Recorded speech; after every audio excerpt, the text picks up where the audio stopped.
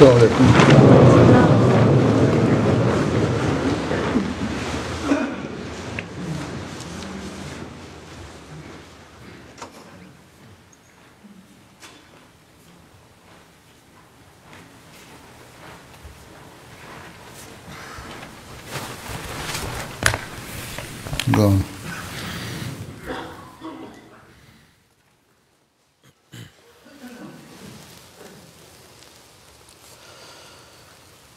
اللہ اکبر اللہ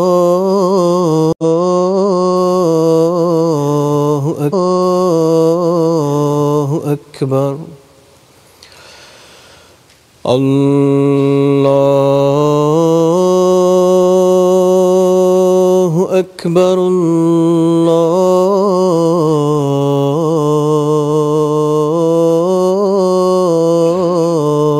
أكبر. أشهد أن لا إله إلا الله.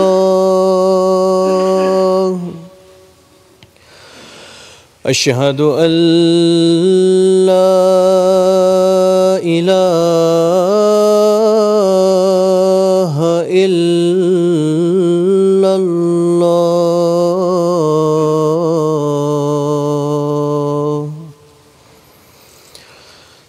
أشهد أن محمدًا رسول الله.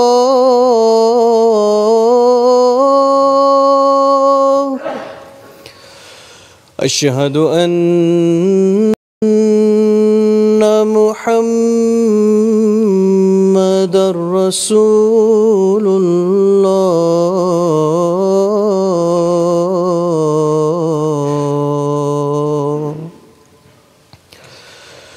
حي على الصلاة.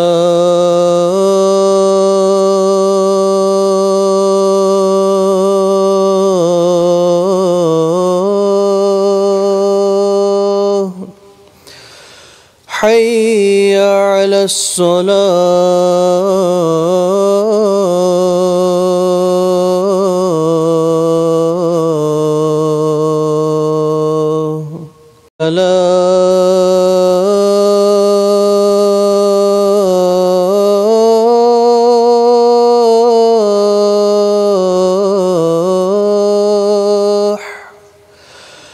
حي على الفلاح.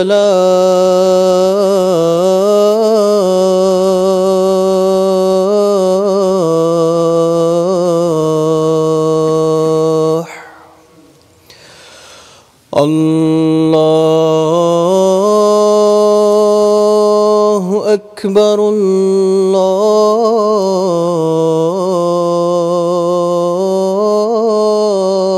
الله أكبر.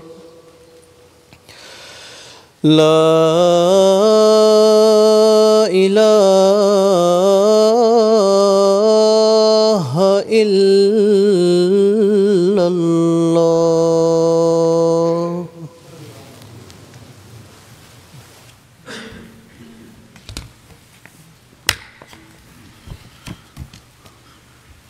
السلام علیکم ورحمۃ اللہ.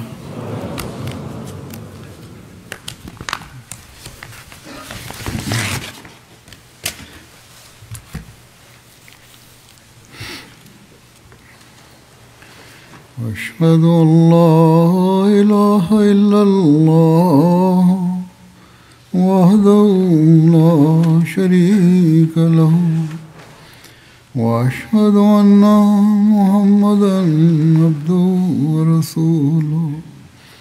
أما بعد فأعوذ بالله من الشيطان الرجيم.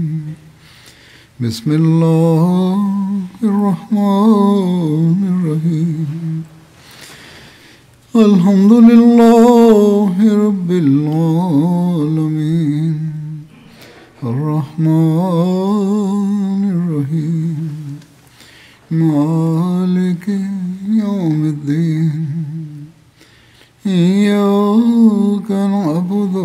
وإياك نستعين اهدنا الصراط المستقيم صراط الذين أنعمت عليهم غير المغضوب عليهم ولا الضالين.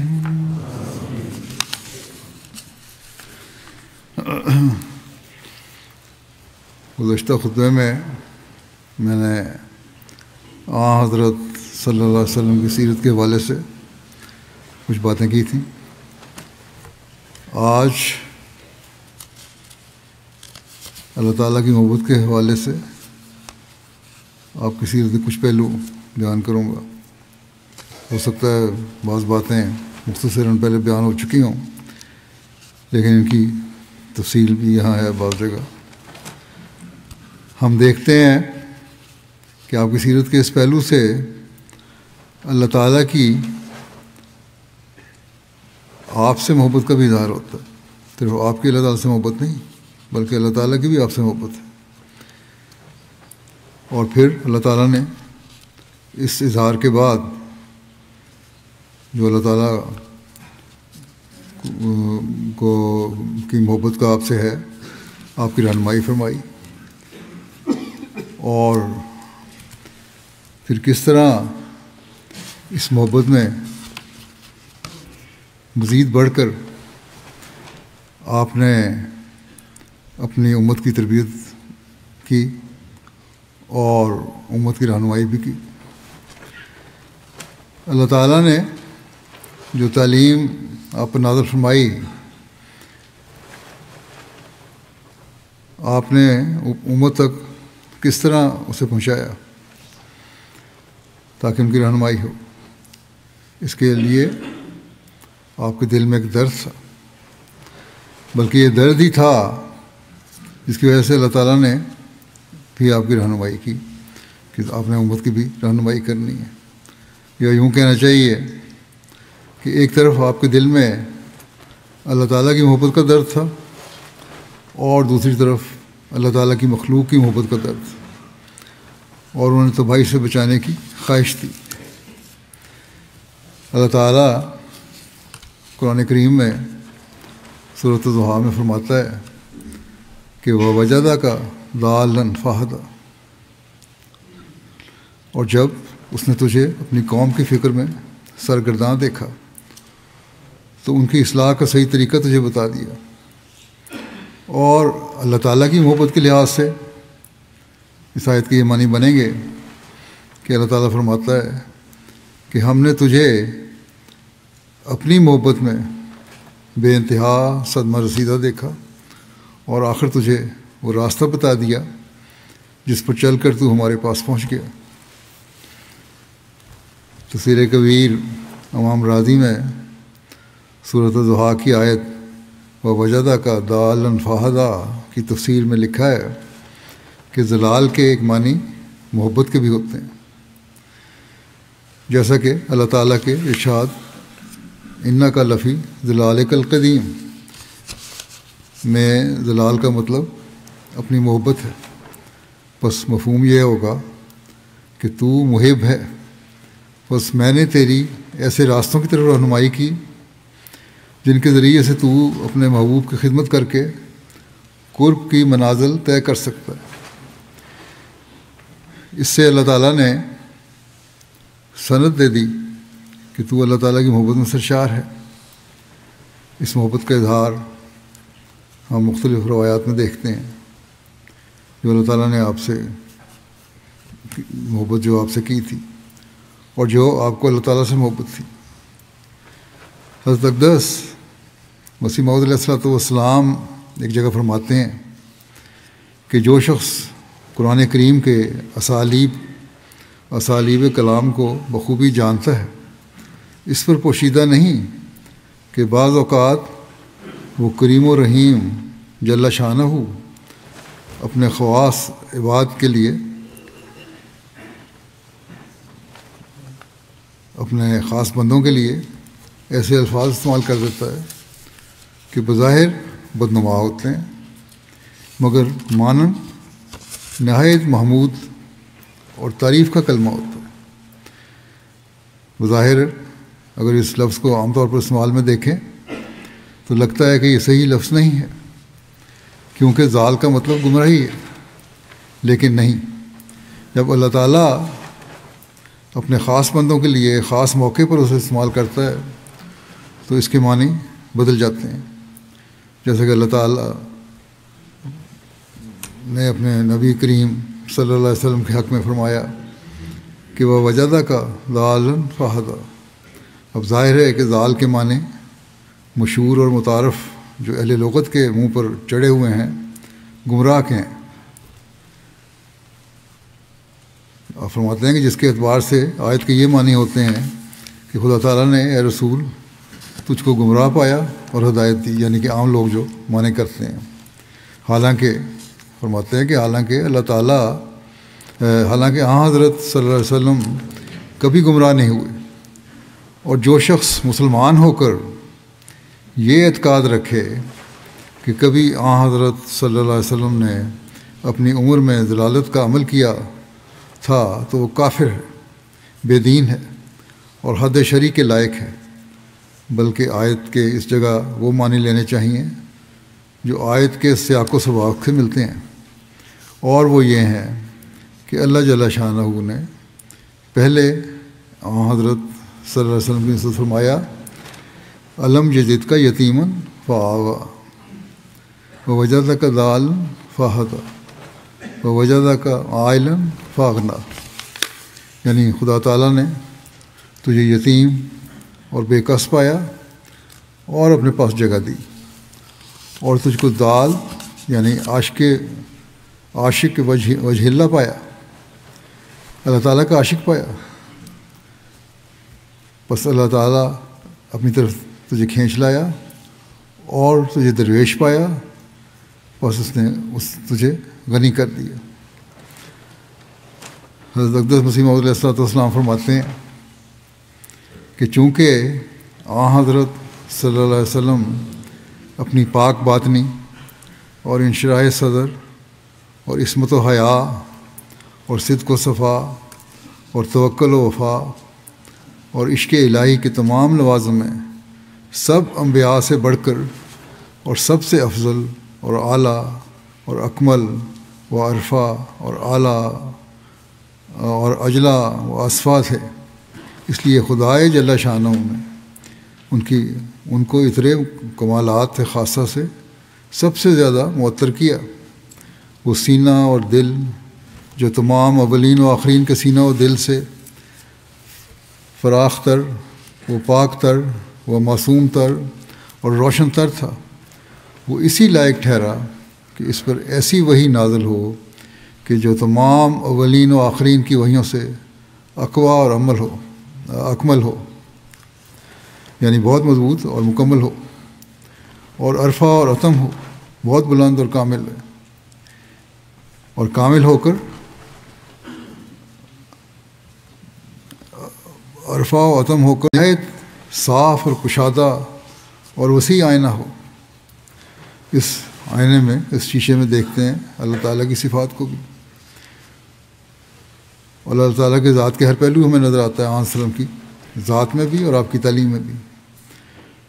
فرمایا سو یہی وجہ ہے کہ قرآن شریف ایسے کمالات عالیہ رکھتا ہے جو اس کی تیز شعاؤں اور شوخ کرنوں کے آگے تمام صحف سابقہ کی چمک کل عدم ہو رہی ہے، یعنی تمام صحف سابقہ اور ان کے کلام کی چمک اس کے سامنے کچھ بھی حیثیت نہیں رکھتی۔ کوئی ذہن ایسی صداقت نکال نہیں سکتا جو پہلے ہی سے اس میں درج نہ ہو۔ قرآن کریم میں ہر چیز موجود ہے، اور کوئی ایسی بات نہیں ہے جو دنیا کا انسان پیدا کر سکے یا نکال سکے اور قرآن شریف میں موجود نہ ہو۔ ہاں سمجھنے کی ضرورت ہے۔ فرمایا کوئی فکر ایسی برہان عقلی پیش نہیں کر سکتا جو پہلے ہی سے اس نے پیش نہ کی ہو۔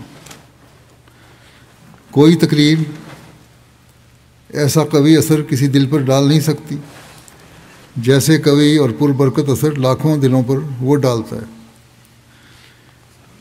قرآن کریم فرمایا کہ وہ بلا شبہ صفات کمالیہ حق تعالیٰ کا ایک نہایت مصفہ عین ہے، جس میں سے وہ سب کچھ ملتا ہے جو ایک سالک کو مدارج عالیہ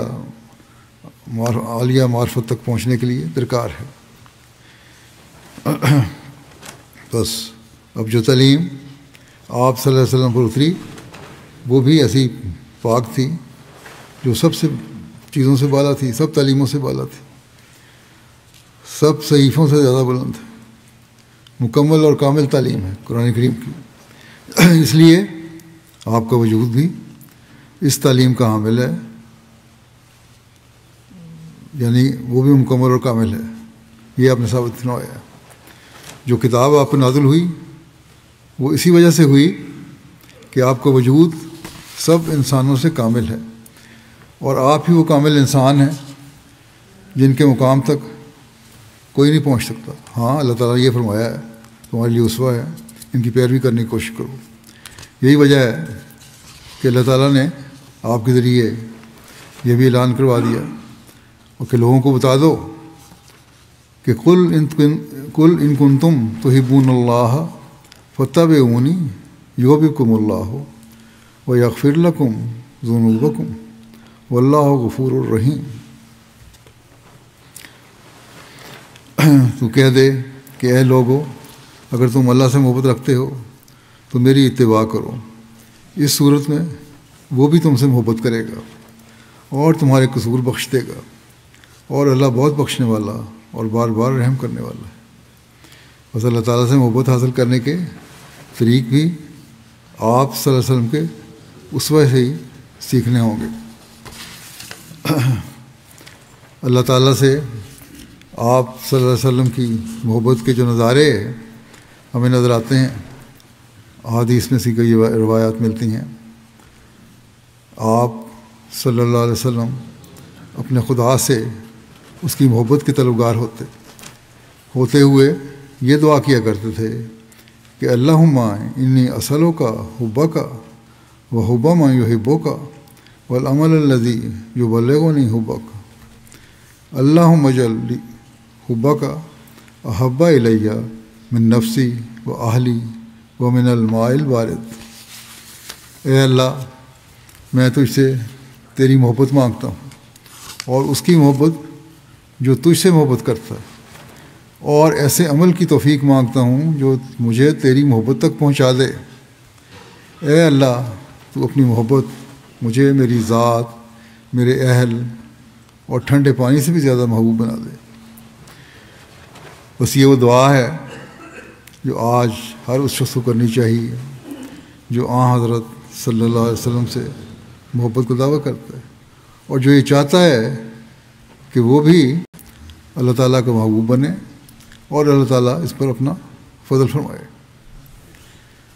اسی طرح ایک روایت میں آتا ہے کہ حضرت عبداللہ بن یزید ختمی انصاری رضی اللہ عنہ روایت کرتے ہیں کہ نبی کریم صلی اللہ علیہ وسلم یہ دعا مانگا کرتے تھے کہ اے اللہ، مجھے اپنی محبت عطا فرما اور اس کی محبت عطا فرما جس کی محبت مجھے تیرے حضور نفع بخشے۔ اے اللہ، میری پسندیدہ چیزیں جو تو مجھے عطا کرے ان کو اپنی محبوب چیزوں کے حصول کے لیے میری قوت کا ذریعہ بنا دے، اور میری وہ پیاری چیزیں جو تو مجھ سے علیحدہ کر دے تو انہیں میرے لیے ان چیزوں کے حصول کے لیے طاقت کا ذریعہ بنا دے جنہیں تو محبوب رکھتا ہے۔ بس آپ صلی اللہ علیہ وسلم نے یہ دعا فرمائی کہ جو میری پسندیدہ چیزیں ہیں جو تجھے مجھے عطا کرتا ہے ان کو اپنی محبوب چیزوں کے لیے بھی میری قوت کا ذریعہ بنا دے، مزید طاقت بخش، اور میں مزید ان چیزوں کو حاصل کروں جو تجھے محبوب ہیں، اور ان کے ذریعے میں مزید تیری محبت حاصل کرنے والا بنوں اور ان چیزوں کو حاصل کرنے والا بنوں جو تجھے پسند ہیں۔ اور فرمایا کہ جو میری پیاری چیزیں ہیں، جو چیزیں میں سمجھتا ہوں کہ مجھے پیاری ہیں یا میرے پیارے لوگ ہیں لیکن تو انہیں مجھ سے علیحدہ کر دیتا ہے، تو میرے لیے ان چیزوں کو، ان باتوں کے حصول کے لیے طاقت کا ذریعہ بنا دے جنہیں تو محبوب رکھتا ہے۔ جو چیزیں مجھ سے علیحدہ ہو گئی ہیں ان کی وجہ سے مایوسی نہیں ہونی چاہیے، بلکہ مجھے اس کے بعد پھر طاقت ملے کہ چونکہ اللہ تعالیٰ کو پسند نہیں تھی اور اس نے مجھے سے علیحدہ کر دی، یا اللہ تعالیٰ کی یہی مرضی تھی، یہی رضا تھی، تو جو چیزیں اللہ تعالیٰ کی محبوب ہیں وہ مجھے مل جائیں۔ اللہ تعالیٰ مجھے ان چیزوں سے جو اللہ تعالیٰ کو پسند نہیں، اگر ان کو لے لیا تو جو اے اللہ جو تیری محبوب چیزیں ہیں، جو پسندیدہ باتیں ہیں، انہیں حاصل کرنے کے لیے مجھے طاقت عطا کروا۔ بس یہ آپ کی محبت کا اظہار تھا اللہ تعالیٰ سے۔ اسی طرح حضرت عائشہ رضی اللہ عنہا بیان فرماتی ہیں کہ اذا جاء نصر اللہ والفتح نازل ہونے کے بعد نبی صلی اللہ علیہ وسلم نے کوئی نماز نہیں پڑھی مگر آپ اس میں یہ کہا کرتے تھے کہ سبحانہ کا ربنا و بحمدہ کا اللہم اغفر لی، کہ پاک ہے تو اے ہمارے رب اپنی حمد کے ساتھ اے اللہ مجھے بخش دے۔ ایک اللہ تعالیٰ سے محبت کے ایک واقعہ کا ذکر حضرت عائشہ نے یوں بیان فرمایا ہے کہ میں ایک رات رسول اللہ صلی اللہ علیہ وسلم کے پہلو میں سوئی ہوئی تھی، تو میں نے رات میں آپ کو موجود نہ پایا۔ میں نے رات کے اندھیرے میں آپ کو ٹٹولا تو میرا ہاتھ آپ کے پیروں پر لگا، آپ سجدے میں تھے اور اللہ تعالیٰ سے یہ دعا کر رہے تھے کہ میں تیری رضا کی پناہ میں آتا ہوں تیری ناراضگی سے، اور تیرے عفو کی پناہ میں آتا ہوں تیری سزا سے۔ میں ثنا کو تجھ پر شمار نہیں کر سکتا، تو ویسا ہی ہے جیسے تو نے اپنے آپ کی تعریف کی ہے، یعنی میں تو تیری اتنی تعریف کر ہی نہیں سکتا جو تو نے خود اپنے بارے میں کہا ہے، وہی تیری تعریف ہے۔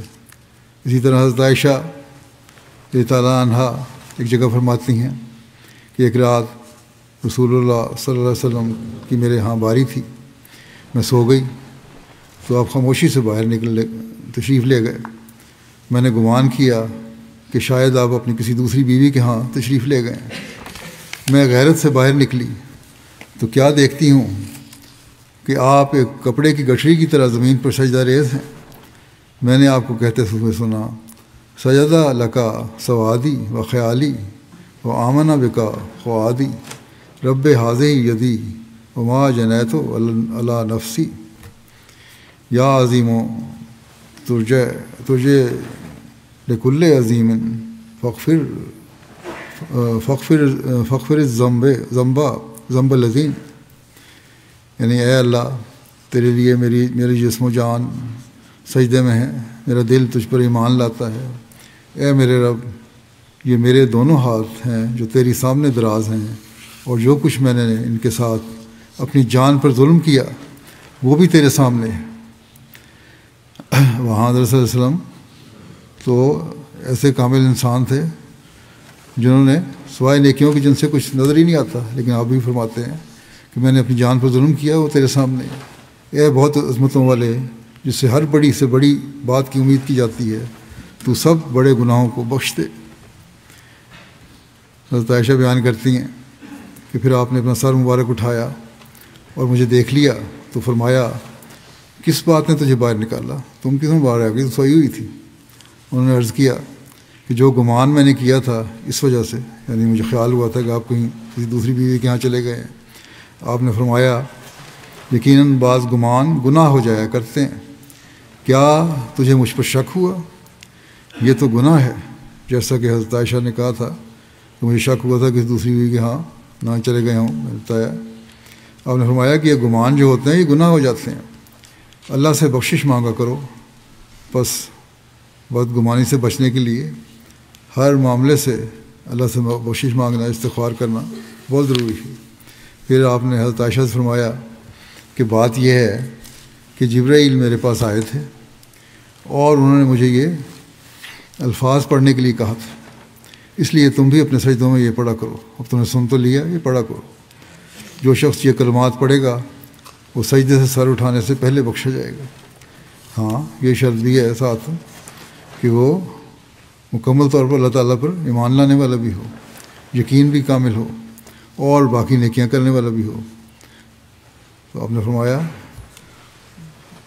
حضرت عائشہ کو تو یہی فرمایا کیونکہ آپ کو پتہ تھا کہ حضرت عائشہ کا معیار کیا ہے، لیکن یہ نہیں کہ جو باقی نیکیاں نہیں جا لاتا صرف اتنی دعا پڑھ لے گا تو بخشا جائے گا۔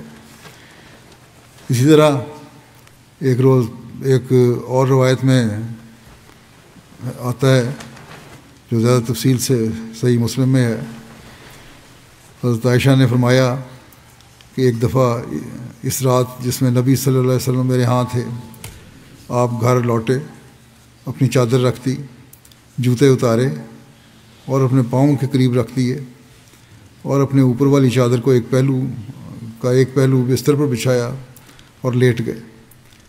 اتنی دیر ہوئی کہ آپ نے خیال فرمایا کہ میں سو گئی ہوں، تو آپ نے آہستہ سے اپنی چادر لی، آہستہ سے اپنے جوتے پہنے، دروازہ کھولا اور باہر چلے گئے، پھر اسے آرام سے بند کر دیا دروازے کو۔ میں نے اپنی اوڑھنی اور اوپر والی چادر لی اور آپ کے پیچھے چل پڑی، یہاں تک کہ آپ جنت البقیع پہنچ گئے۔ آپ کھڑے ہوئے اور لمبا قیام کی فرمایا، پھر آپ نے 3 مرتبہ دونوں ہاتھ اٹھائے، پھر آپ واپس مڑے اور میں بھی مڑی۔ آپ تیز چلنے لگے، میں بھی تیز چلنے لگی۔ آپ نے رفتار اور تیز کی تو میں نے بھی کر لی۔ آپ اور تیز چلنے لگے، میں بھی چلنے لگی۔ پھر آپ گھر آ گئے اور میں آپ سے پہلے اندر داخل ہوئی اور لیٹ گئی۔ جب آپ اندر تشریف لائے تو فرمایا، اے عائشہ تمہیں کیا ہوا ہے؟ تمہارا سانس کیوں پھولا ہوا ہے؟ تیز چلنے کی وجہ سے سانس پھولا ہوا تھا۔ آپ صلی اللہ علیہ وسلم نے سن لیا، محسوس کر لیا کہ سانس پھولا ہوا ہے۔ کہتی ہیں کہ تیز چلنے کی وجہ سے پھول گیا تھا۔ میں نے کہا کوئی بات نہیں ہے اور ٹالنے کی کوشش کی۔ آپ صلی اللہ علیہ وسلم نے فرمایا، تم ضرور مجھے بتاؤ گی ورنہ لطیف و خبیر خدا مجھے بتا دے گا۔ میں نے کہا یا رسول اللہ، میرے ماں باپ آپ پر قربان ہوں۔ پھر میں نے آپ کو ساری بات بتا دی کہ میرے دل میں کیا خیال آیا تھا اور کس طرح میں پیچھے گئی تھی۔ آپ نے فرمایا، اچھا تو وہ سایہ تم تھی جسے میں نے اپنے آگے دیکھا تھا؟ میں نے کہا جی ہاں۔ آپ نے میرے سینے پر ہاتھ مارا جو مجھے محسوس ہوا اور فرمایا، کیا تم نے گمان کیا تھا کہ اللہ اور اس کا رسول تمہاری حق تلفی کریں گے؟ حضرت عائشہ کہنے لگیں، جو کچھ میں نے لوگ چھپاتے ہیں اللہ اسے جانتا ہے، لیکن اللہ تعالیٰ جانتا ہی ہے، اس نے ظاہر کر دینا تھا آپ پہ، میں بھی بتا دیتی ہوں، اور جو میرے دل میں تھا میں نے بتا دیا۔ آپ صلی اللہ علیہ وسلم نے فرمایا، جبرائیل میرے پاس آئے تھے جب تم نے دیکھا اور انہوں نے مجھے بلایا، جب تم نے مجھے دیکھا کہ میں باہر گیا ہوں، تو وہ اس لیے تھا کہ انہوں نے مجھے بلایا تھا، اور چونکہ انہوں نے تم سے یہ بات مخفی رکھی تھی اس لیے میں نے ان کی بات قبول کی اور اسے تم سے مخفی رکھا۔ اسی وجہ سے میں نے تمہیں نہیں بتایا تھا اور ان کے ساتھ چلا گیا۔ مجھے خیال تھا کہ تم سو چکی ہو اور میں نے ناپسند کیا کہ تمہیں جگاؤں۔ یہ بھی آپ نے فرما دیا، کیونکہ مجھے اندیشہ ہوا کہ تم تنہائی محسوس کرو گی۔ اگر میں بتا کے جاتا تم کہتی کہ میں آج اکیلی ہوں۔ جبرائیل نے کہا کہ آپ کا رب آپ کو جبرائیل نے کہا آن صلی اللہ علیہ وسلم کو کہ آپ کا رب آپ کو ارشاد فرماتا ہے کہ آپ اہل بقیع کے پاس جائیں اور ان کے لیے بخشش مانگیں۔ حضرت عائشہ کہتی ہیں کہ میں نے عرض کیا یا رسول اللہ کہ میں بھی اس ثواب میں داخل ہوتی ہوں، میں ان کے لیے کس طرح کیسے دعا کروں؟ آپ نے تو دعا کر لی ہے، اب میں بھی وہاں سے ہو کر آئی ہوں تو میں کیا دعا کروں؟ آپ نے فرمایا، تم کہو کہ مومنوں اور مسلمانوں میں سے اس گھر والوں پر سلام ہو اور اللہ تعالیٰ ہم میں سے آگے جانے والوں اور بعد میں جانے والوں پر رحم فرمائے، اور اگر اللہ نے چاہا تو ہم بھی تم سے ملنے والے ہیں۔ یہ دعا بھی آپ نے سکھائی۔ اسی طرح آپ صلی اللہ علیہ وسلم کی خدا تعالیٰ سے محبت کے بارے میں ایک روایت یوں بیان ہوئی ہے۔ عطا بیان کرتے ہیں کہ میں حضرت عبداللہ بن عمر اور عبید بن عمیر حضرت عائشہ کی خدمت میں حاضر ہوئے۔ حضرت ابن عمر نے کہا کہ رسول اللہ صلی اللہ علیہ وسلم کی جو سب سے پیاری اور عجیب بات آپ نے دیکھی ہو وہ مجھے بتائیں۔ راوی کہتے ہیں کہ یہ سن کر حضرت عائشہ رو پڑی، پھر فرمایا آپ کا ہر معاملہ ہی پیارا اور عجیب تھا۔ پھر حضرت عائشہ نے بیان کیا کہ ایک مرتبہ آپ میری باری کی رات میرے پاس تشریف لائے۔ جب آپ میرے ساتھ لحاف میں داخل ہو گئے اور اپنے جسم کو میرے جسم سے لگایا، جو محسوس کیا میں نے جسم، تو آپ نے فرمایا اے عائشہ اگر مجھے اجازت دو تو آج کی بقیہ ساری رات میں اپنے رب کی عبادت کروں۔ میں نے عرض کیا مجھے آپ کا قرب اور آپ کی خواہش دونوں محبوب ہیں، مجھے آپ کا قرب بھی عزیز ہے، آپ کی خواہش کا بھی احترام ہے، مجھے سب سے زیادہ یہی بات ہے محبوب ہے کہ آپ کی سب خواہشیں پوری ہوں۔ ٹھیک ہے آپ چاہتے ہیں عبادت کرنا تو کریں۔ پھر آپ گھر میں رکھیے، ایک مشق کی طرف گئے اور وضو کیا، پانی کی مشق سے آپ نے زیادہ پانی نہیں ڈالا۔ پھر آپ کھڑے ہوئے اور قرآن پڑھنے لگے اور رونے لگے، یہاں تک کہ میں نے دیکھا کہ آنسو آپ کے دامن تک پہنچ گئے۔ پھر آپ نے اپنے دائیں پہلو پر ٹیک لگائی اور اپنے دائیں ہاتھ کو اپنے رخسار کے نیچے رکھا اور پھر رونے لگے، یہاں تک کہ میں نے دیکھا کہ آنسو زمین تک پہنچ گیا۔ کہتی ہیں کہ پھر حضرت بلال صبح کا وقت ہو گیا فجر کی نماز کا، آپ کو نماز فجر کی اطلاع دینے کے لیے آئے۔ جب انہوں نے آپ کو روتے ہوئے دیکھا تو عرض کیا یا رسول اللہ صلی اللہ علیہ وسلم آپ رو رہے ہیں، حالانکہ اللہ تعالیٰ نے آپ کے اگلے پچھلے تمام گناہوں کو معاف کر دیا۔ آپ نے فرمایا کیا میں شکر گزار بندہ نہ بنوں؟ شکر گزاری کا ایک واقعہ گزشتہ خطبے میں بیان کیا تھا میں نے، تو مزید اس کی تفصیل یہ بھی ہے۔ ایک اور روایت میں حضرت عائشہ فرماتی ہیں کہ جب آپ بادل یا آندھی دیکھتے تو آپ کے چہرے سے معلوم ہو جاتا کہ آپ متفکر ہیں۔ حضرت عائشہ نے عرض کیا یا رسول اللہ لوگ جب بادل دیکھتے ہیں تو اس امید پر خوش ہوتے ہیں کہ اس میں بارش ہوگی، لیکن میں دیکھتی ہوں کہ جب بھی آپ بادل دیکھتے ہیں تو آپ کے چہرے پر پریشانی معلوم ہوتی ہے۔ آپ نے فرمایا اے عائشہ مجھے کیا بات تسلی دلا سکتی ہے کہ اس میں وہ آندھی کا عذاب نہ ہوگا؟ میں غیب کا علم تو نہیں جانتا، اب کون سی بات ہے جو مجھے تسلی دلائے کہ اس میں آندھی کا عذاب نہیں ہے جو پہلی قوموں پر آیا تھا۔ قوم پر عذاب، ایک قوم پر عذاب آیا تھا، جب اس نے قوم نے عذاب کو دیکھا تو کہنے لگے کہ یہ بادل ہے جو ہم پر برسے گا، جیسے قرآن شریف میں بھی اس کا ذکر ہے۔ تو مجھے کیا پتہ اس میں کیا ہے اور کیا نہیں، اس لیے میں اللہ تعالیٰ کے خوف اور اس کی محبت کی وجہ سے جو میرے دل میں ہے خوف زدہ ہو جاتا ہوں۔ ایک اور جگہ حضرت عائشہ نے یہی روایت اس طرح بیان فرمائی ہے کہ نبی کریم صلی اللہ علیہ وسلم جب آسمان میں بادل دیکھتے تو ادھر ادھر اندر باہر آتے جاتے اور آپ کا چہرہ متغیر ہو جاتا، اور جب بادل برسنا شروع ہو جاتا تو آپ سے گھبراہٹ جاتی رہتی، نارمل طریقے سے بادل برس رہا ہے۔ حضرت عائشہ نے آپ سے اس حالت کا سبب پوچھا تو نبی صلی اللہ علیہ وسلم نے فرمایا میں نہیں جانتا کہ کہیں یہ ویسے بادل نہ ہوں جیسے عاد کی قوم نے کہا تھا سورۃ الاعراف کی آیت کے مطابق، جب انہوں نے بادل اپنی وادیوں کی طرف آتے دیکھا تھا تو کہا تھا کہ بادل آ رہا ہے جو ہم پر برسے گا، لیکن وہ ان پر عذاب لے کر آیا۔ پھر روایت میں آتا ہے، حضرت ہریرہ بیان کرتے ہیں کہ رسول اللہ صلی اللہ علیہ وسلم اور آپ کے صحابہ بادل سے برسنے والے پہلے قطرے کے لیے اپنا سر ننگا کر دیتے تھے، اور رسول اللہ صلی اللہ علیہ وسلم فرماتے تھے کہ ہمارے رب عز و جل سے یہ تازہ نعمت آئی ہے اور سب سے زیادہ برکت والی ہے۔ جب نارمل بارش ہوتی تھی تو اس میں یہ بھی آپ کا طریقہ تھا۔ عروہ بن زبیر کی ایک روایت ہے، وہ کہتے ہیں کہ میں نے حضرت عبداللہ بن عمر بن العاص سے پوچھا کہ مجھے وہ بدترین سلوک بتائیں جو مشرکین نے نبی کریم صلی اللہ علیہ وسلم سے کیا تھا۔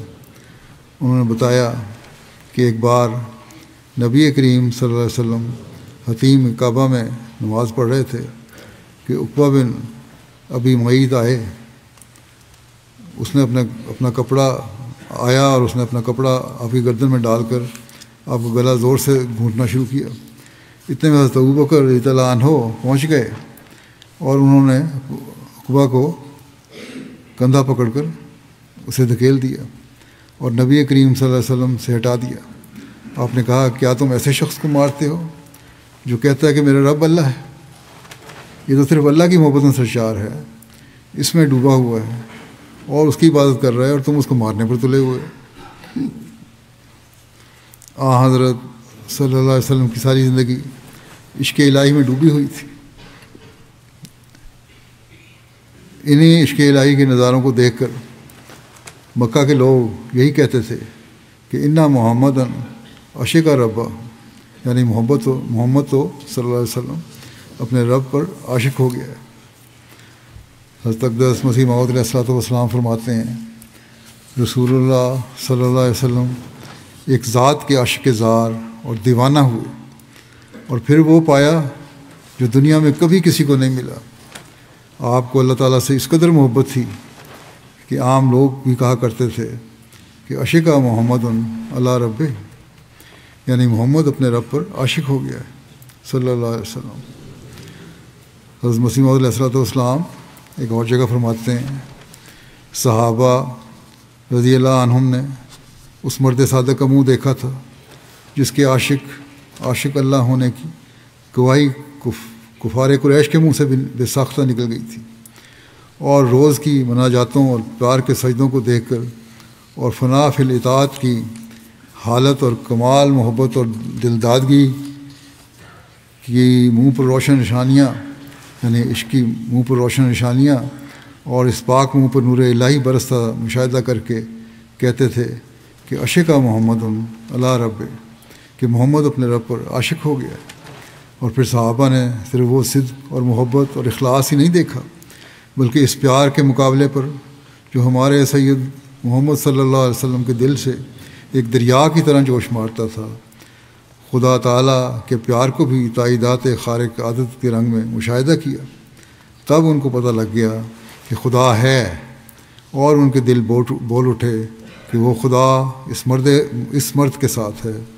انہوں نے اس قدر عجائبات الہیہ دیکھے اور اس قدر نشان آسمانی مشاہدہ کیے کہ ان کو کچھ بھی اس بات میں شک نہ رہا کہ فی الحقیقت ایک اعلیٰ ذات موجود ہے جس کا نام خدا ہے، اور جس کے قبضہ قدرت میں ہر یک امر ہے، اور جس کے آگے کوئی بات بھی انہونی نہیں۔ اسی وجہ سے انہوں نے وہ کام صدق و صفا کے دکھلائے اور وہ جاں فشانیاں کیں کہ انسان کبھی کر نہیں سکتا جب تک اس کے تمام شک و شبہ دور نہ ہو جائیں، اور انہوں نے بچشم خود دیکھ لیا کہ وہ ذات پاک اسی میں راضی ہے کہ انسان اسلام میں داخل ہو اور اس کے رسول کریم صلی اللہ علیہ وسلم کی بدل و جان مطابقت اختیار کرے۔ تب اس حق الیقین کے بعد جو کچھ انہوں نے مطابقت دکھلائی اور جو کچھ انہوں نے مطابقت کے جوش سے کام کیے، اور جس طرح وہ اپنی جانوں کو اپنے برگزیدہ ہادی کے آگے پھینک دیا، وہ یہ باتیں ممکن نہیں ہیں جب تک تجربہ نہ ہو۔ حضرت علی رضی اللہ عنہ روایت کرتے ہیں کہ میں نے رسول اللہ صلی اللہ علیہ وسلم سے آپ کے طریق کے بارے میں پوچھا کہ آپ کا طریق کیا ہے، تو آپ نے فرمایا معرفت میرا سرمایہ ہے، یعنی زندگی کے کیا پہلو ہیں، کہ کیا طریقہ ہے جس پر آپ کی زندگی کا مدار ہے۔ آپ نے فرمایا معرفت میرا سرمایہ ہے اور عقل میرے دین کا اصل ہے۔ معرفت مجھے اللہ تعالیٰ نے عطا کی ہے، یہ میرا سرمایہ ہے اور میری دولت ہے۔ اللہ تعالیٰ نے مجھے عقل دی ہے اور میں اسے اللہ تعالیٰ کی محبت میں استعمال کرتا ہوں اور اس کے بتائے ہوئے اصولوں پہ چلتے ہوئے استعمال کرتا ہوں۔ یہ میرے دین کی اصل ہے اور بنیاد ہے، اور اللہ تعالیٰ کی محبت ہی میری زندگی کی اساس اور بنیاد ہے۔ خدا کی راہ میں آگے بڑھنے کا شوق میری سواری ہے۔ میں خدا کی راہ میں اور اس کی محبت میں آگے ہی بڑھتا چلا جاؤں، یہ وہ شوق ہے جو میری سواری ہے، جس پر سوار ہو کر میں مسلسل آگے بڑھ رہا ہوں اور مجاہدہ کرتا چلا جا رہا ہوں۔ اور اللہ تعالیٰ کا ذکر میرا دوست اور غمگسار ہے۔ میرا دوست کون ہے؟ میرا غمگسار اور مجھے تسلی دینے والا کون ہے؟ وہ صرف خدا تعالیٰ کی یاد، اس کا ذکر اور دعائیں ہیں۔ خدا پر بھروسہ میرا خزانہ ہے، میں صرف اسی پر توکل اور بھروسہ کرتا ہوں، اور یہی میرا خزانہ ہے۔ تم جو طریق پوچھ رہے ہو تو یاد رکھو کہ غم و حزن میرا رفیق ہے۔ اگر کوئی غم یا صدمہ مجھے پہنچتا ہے تو یہ میرے ساتھی اور زندگی کا حصہ ہیں، مجھے بھی کوئی پرواہ نہیں ہوتی کیونکہ اللہ تعالیٰ میرے ساتھ ہے۔ پھر فرمایا کہ علم میرا ہتھیار ہے۔ اللہ تعالیٰ نے حکم دیا کہ علم حاصل کرو، کیونکہ علم حاصل کرنے سے ذہن کو جلا ملتی ہے اور اللہ تعالیٰ کا عرفان مزید حاصل ہوتا ہے، اور مجھے تو اللہ تعالیٰ علم سکھاتا ہے، اور جو علم اللہ تعالیٰ کی طرف سے ملے اس سے بڑھ کر کون سا ہتھیار ہو سکتا ہے؟ آپ نے فرمایا کہ یہی میرا ہتھیار ہے جس کی بدولت میں ترقی کر رہا ہوں۔ دنیاوی علم میں بھی آپ نے دیکھا، جیسے جنگوں کے واقعات میں نے پہلے بھی بیان کیا ہے گزشتہ خطبات میں، کہ کس طرح اللہ تعالیٰ نے آپ کو وہ علم عطا کیا جس کی وجہ سے آپ بہترین منصوبہ بندی اور اعلیٰ پلاننگ فرمایا کرتے تھے۔ اسی طرح آپ کے پاس روحانی علم بھی بے شمار تھے جس کی کوئی انتہا نہیں، اور وہ واضح ہے، ظاہر و باہر ہے۔ پھر فرمایا صبر میری رضا ہے، یعنی میری رضا صبر ہے، میرا لباس صبر ہے، اور خدا کی مرضی میری پر رضا رہنا، خدا کی مرضی پر راضی رہنا میرا مال غنیمت ہے۔ میں اللہ کی مرضی پر راضی رہتا ہوں اور یہی میرا مال غنیمت ہے۔ فقر میرا فخر ہے، اور ظاہری طور پر فقیری یا مالی کمی کی حالت ہو تو یہی میرا فخر ہے۔ مجھے اس بات پر فخر ہے کہ اللہ تعالیٰ نے فخر کی حالت کے باوجود مجھے بے شمار نوازا ہے۔ زہد میرا ہنر ہے، میرا ہنر زہد و تقویٰ ہے، اور میں اسی کو حاصل کرنے کی کوشش کرتا ہوں۔ یقین میری قوت ہے، اللہ تعالیٰ پر کامل یقین ہے، اور اسی سے مجھے قوت ملتی ہے۔ سچائی میرا شفیع ہے، میں نے کبھی غلط بات نہیں کی، اور سچائی ہی میری شفاعت کا ذریعہ ہے۔ اطاعت میرے لیے کافی ہے، میں اللہ تعالیٰ کے حکم کے ہر حکم پر کامل اطاعت سے عمل کرنے والا ہوں۔ جہاد میرا خلق ہے، چاہے وہ جسمانی جہاد ہے یا اللہ تعالیٰ کی راہ میں روحانی جہاد ہے یا اللہ کی مخلوق کے حقوق ادا کرنے کا جہاد ہے، یہی میرا خلق ہے۔ میری آنکھوں کی ٹھنڈک نماز میں ہے، اگرچہ یہ ساری باتیں ہیں لیکن میری آنکھوں کی اصل ٹھنڈک نماز ہے۔ اللہ تعالیٰ کا قرب حاصل کرنا ہے، اس کی عبادت کرنا ہے، اس کی محبت کا اظہار کرنا ہے۔ ایک اور حدیث میں ہے، آپ نے فرمایا میرے دل کا ثمرہ اللہ کا ذکر ہے، اور میرا شوق میرے رب میں ہے۔ بس حضرت صلی اللہ علیہ وسلم کا یہ اسوہ اور اللہ تعالیٰ کی محبت کا نمونہ تھا، جس کی چند مثالیں میں نے پیش کی ہیں۔ اسی نمونے کا اثر تھا کہ صحابہ میں ایک انقلاب پیدا ہوا اور انہوں نے وہ مقام پایا جس کا اس سے پہلے تصور بھی نہیں کیا جا سکتا تھا۔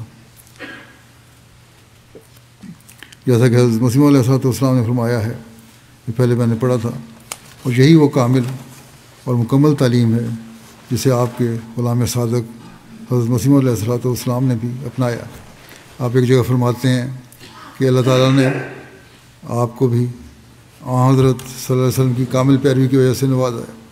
آپ نے فرمایا مجھے خواب میں 2 دفعہ پنجابی میں مصرے بتلائے گئے، ایک تو یہی کہ جے تو میرا ہو رہے ہیں سب جگ تیرا ہو، اور ایک دفعہ میں نے دیکھا کہ ایک وسیع میدان ہے، اس میں ایک مجذوب جس میں محبت الہی کا جذبہ ہو میری طرف آ رہا ہے۔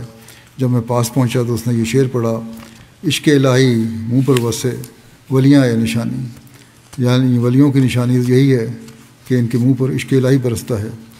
اور یہ دیکھ کے مطلب یہی تھا کہ اس نے مجھے دیکھ کے یہ کہا کیونکہ اس کو عشق الہی نظر آیا تھا، نور نظر آیا تھا۔ آپ نے ایک جگہ یہ بھی فرمایا کہ جو کچھ میں نے حاصل کیا وہ حضرت صلی اللہ علیہ وسلم کی پیروی میں حاصل کیا، بس یہ آپ کا نمونہ تھا، اور اس لیے آپ نے جماعت قائم فرمائی تھی۔ آج ہم جو یہ دعویٰ کرتے ہیں کہ ہم حضرت صلی اللہ علیہ وسلم کے حقیقی ماننے والے ہیں، اور ہم نے آپ صلی اللہ علیہ وسلم کے غلام صادق کے ہاتھ پر بیعت کر کے یہ تجدید اور وعدہ کیا ہے کہ آئندہ ہم اپنی زندگیوں کو خدا تعالیٰ کے احکام کے مطابق ڈھالنے کی کوشش کریں گے، تو ہمیں پھر اس طرح توجہ دینی چاہیے کہ ہم نے ہر کام خالصتاً اللہ تعالیٰ کے لیے کرنا ہے اور اس کی محبت میں آگے بڑھنے کی کوشش کرنی ہے۔ جب ہم یہ کریں گے تو پھر ہی ہم اللہ تعالیٰ کے فضلوں کے وارث بھی بن سکیں گے، حضرت صلی اللہ علیہ وسلم کی امت میں ہونے کا صحیح حق ادا کر سکیں گے، اور حضرت مسیح علیہ السلام کی بیعت میں آنے کا حق ادا کر سکیں گے، اور آپ کے حقیقی ماننے والوں میں شمار ہو سکیں گے۔ اللہ تعالیٰ ہمیں اس بات کی توفیق عطا فرمائے۔ پاکستان کے احمدیوں کے لیے آج کل دعا کریں۔ 2 دن ہوئے وہاں جو ایک مقدمہ چل رہا تھا مبارک ثانی صاحب کا، ان کو سیشن جج نے عمر قید کی سزا سنائی ہے کہ الزام یہ ہے قرآن کریم رکھا ہوا تھا، اسے پڑھتے بھی تھے اور پڑھاتے بھی تھے۔ یہ اب عدالتوں کا حال ہے، ان سے کیا بہتری کی امید کی جا سکتی ہے؟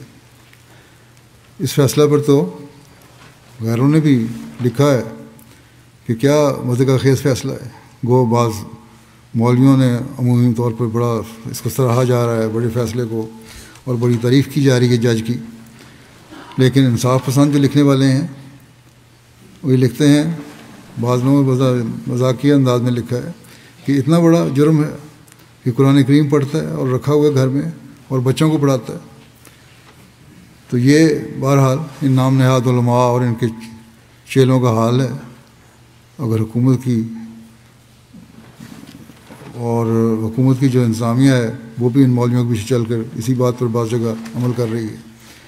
بہرحال ہم دعا کرتے ہیں اللہ تعالیٰ ان کی جلد پکڑ کے سامان فرمائے. اللہ تعالیٰ کی پکڑ انشاءاللہ جلد ان پر آئے گی اور اس کے آثار نظر بھی آ رہے ہیں، لیکن ہماری دعاؤں میں کمی یا عمل یا عبادت کے حق صحیح نہ ادا کرنے کی وجہ سے اس میں تعطل نہ ہو جائے، اس کی فکر ہونی چاہیے. جیسا کہ آن علیہ وسلم بھی اس خوف سے بعض باتوں کو دیکھ کر دعا کیا کرتے تھے. بس دعاؤں کی طرف بہت توجہ کی ضرورت ہے. اسی طرح باقی دنیا کے مظلوموں کے لیے بھی دعا کریں. اللہ تعالیٰ ہر جگہ ہر ایک کو امن عطا فرمائے اور ہر فتنہ و فساد سے بچا کے رکھے. نماز کے بعد میں 2 جنازہ غائب پڑھاؤں گا.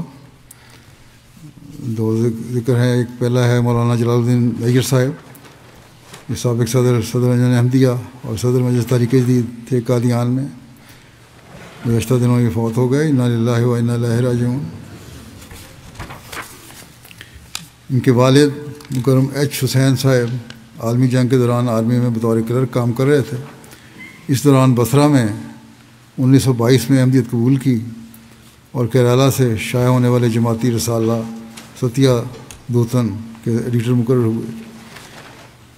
کیرالہ کے رہنے والے تھے، فوج کے بعد وہاں آ گئے.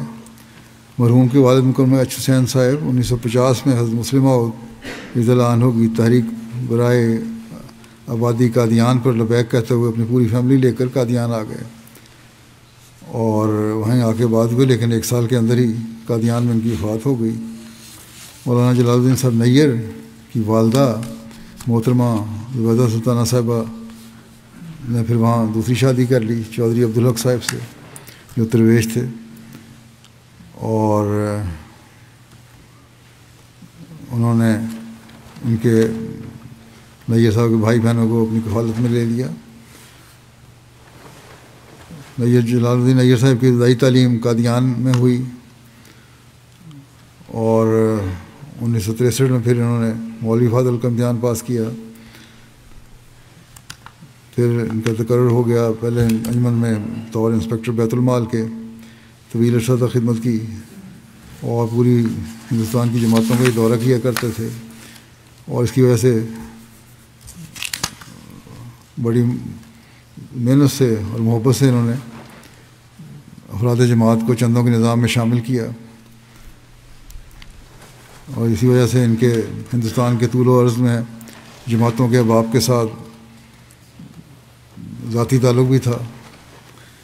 63 سال تک مرحوم کو جماعتی خدمت کی سعادت نصیب ہوئی. اس دوران انسپکٹر بیت المال آمد کے بعد بطور آڈیٹر محاسب اور پھر لمبا عرصہ بطور ناظر بیت المال آمد خدمت کا موقع ملا. اسی طرح جیسا کہ میں نے کہا ہے 7 سال تک یہ صدر احمدیہ قادیان میں مقرر رہے، اور پھر صحت جب تک یاد رہی صدر مجلس تحریک جدید بھی تھے. اسی طرح ذیلی تنظیموں میں بھی خدمت کی توفیق ملی. عبادت گزار اور صوم و صلات کے پابند تھے اور خلافت کی ہر بات پر تعمیل کرنے والوں میں اولین لوگوں میں شامل تھے. کھلاڑی بھی تھے، ایتھلیٹ بھی تھے، اس لحاظ سے بھی انہوں نے بڑا آرگنائز کیا. وہاں ان کی شادی کشمیر کے خاندان میں ہوئی تھی اور ان کی اہلیہ پہلے وفات پا گئی تھیں، اور ان کے 2 بیٹے اور 1 بیٹی ہیں، اور جو جماعتی خدمت کر رہے ہیں. اللہ تعالیٰ ان سے مغفرت اور رحم کا سلوک فرمائے. دوسرا ذکر ہے میر حبیب احمد صاحب کا، جو میر مشتاق احمد صاحب کے بیٹے تھے. گزشتہ دنوں 79 سال کی عمر میں ان کی وفات ہوئی ہے. انا للہ و انا الیہ راجعون. بڑے شفیق ملنسار اور خلافت کے فدائی وجود تھے. اللہ تعالیٰ کے فضل سے موسی بھی تھے.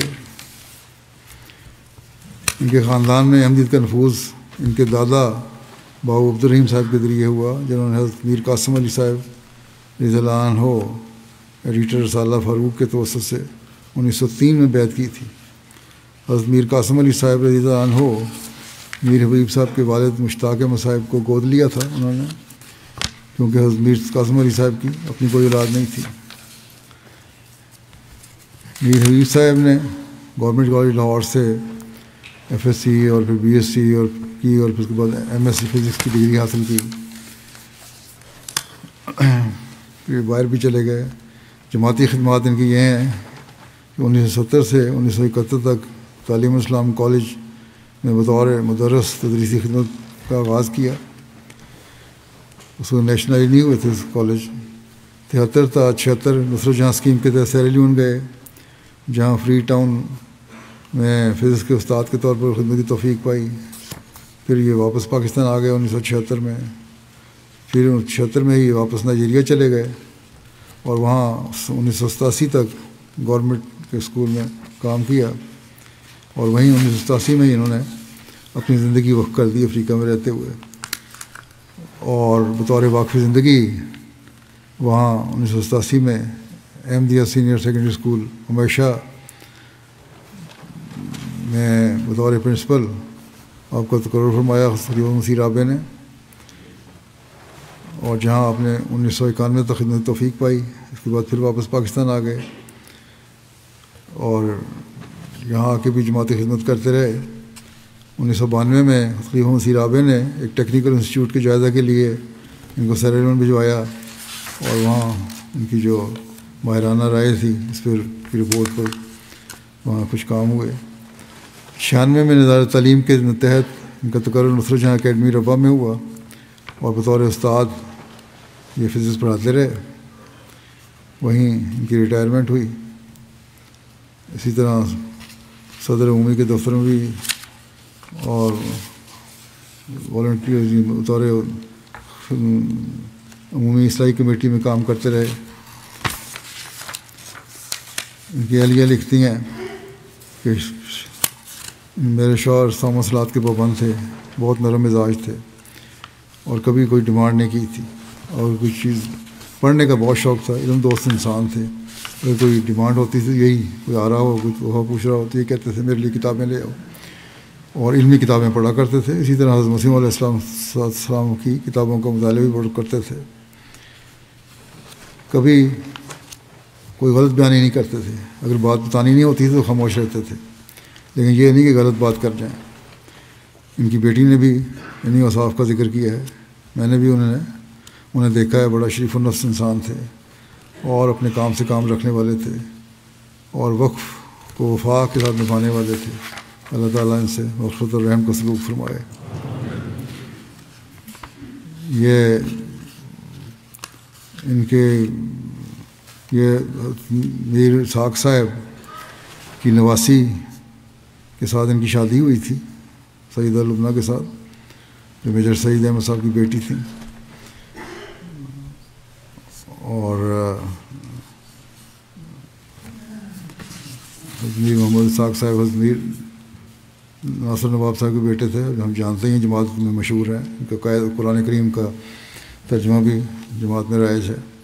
اللہ تعالیٰ بہرحال مرحوم سے مغفرت اور رحم کا سلوک فرمائے.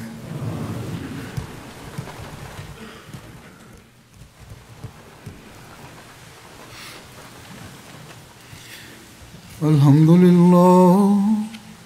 لله نحمده ونستعينه ونستغفره ونؤمن به ونتوكل عليه ونعوذ بالله من شرور أنفسنا ومن سيئات أعمالنا من يهده الله فلا مضل له ومن يضلل فلا هادي له ونشهد أن لا إله إلا الله ونشهد أن محمدا عبده ورسوله عباد الله رحمكم الله إن الله يأمر بالعدل والإحسان وإيتاء ذي القربى وينهى عن الفحشاء والمنكر والبغي